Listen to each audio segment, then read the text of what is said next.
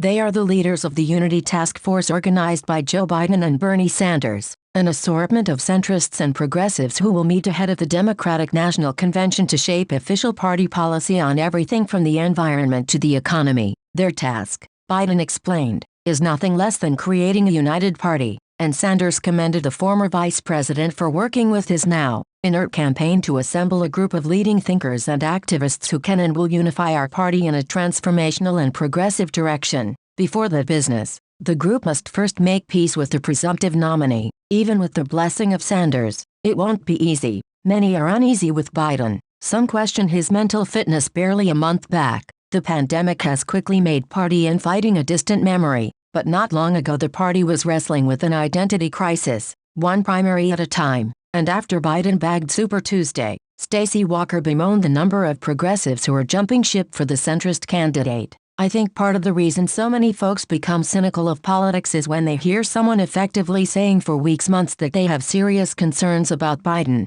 the prominent Iowa Democrat complained on Twitter in March, and then turn around and endorse him. Elections boil down to personal choice. Walker still questioned the convictions of those who settled on the establishment choice to take on Trump. The people endorsing Bernie Sanders actually believe in him, he wrote that same day. Several high-profile endorsers for Biden are on record, in some cases just weeks ago, making the case against his presidency. Politics as usual is why nothing fundamentally changes in America. According to Walker, Biden has an uninspiring policy agenda, is not exciting, and amounts to a walking gaffe machine as well as a walking contradiction. What's more, he agreed in January, the former vice president does not deserve black people. Walker is now one of 8 task force members focused on shaping Biden's criminal justice platform. Derek Hamilton endorsed Sanders after he received the most votes in both Iowa and New Hampshire and was quick to heap praise on the Democratic socialist. According to the Ohio State economics professor, Sanders is a visionary with the requisite integrity.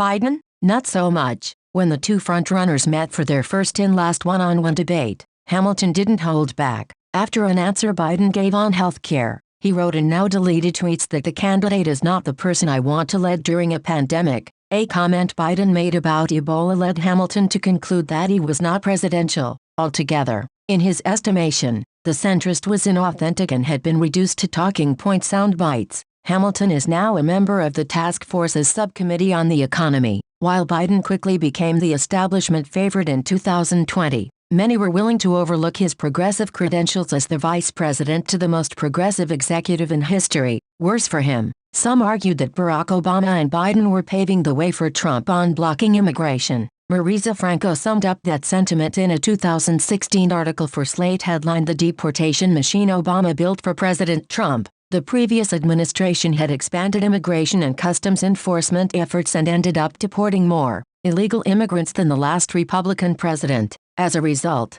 Franco, director and co-founder of the Latino activist group, Migrant, called on Biden in June to admit that he had built up a deportation machine that was gassed up and ready to go once Trump took over. Franco is now a member of the task force subcommittee crafting immigration policy for Biden. Some of the criticism of the de facto nominee goes back even further, including the critique offered by Marilena Hincapie. The executive director of the National Immigration Law Center filed suit against the Obama administration in 2014 by locking up women and babies. She said of the administration's immigration policies, the Obama administration has made it their mission to deport these people as quickly as possible. Hincapie will now serve as co-chair of the Immigration Subcommittee. It is no secret that Biden was never the progressive pick, but as Obama sought to remind voters in endorsing his old running mate, Biden already has what is the most progressive platform of any major party nominee in history. Members of the Unity Task Force who once dismissed him will now seek to push Biden farther to the left.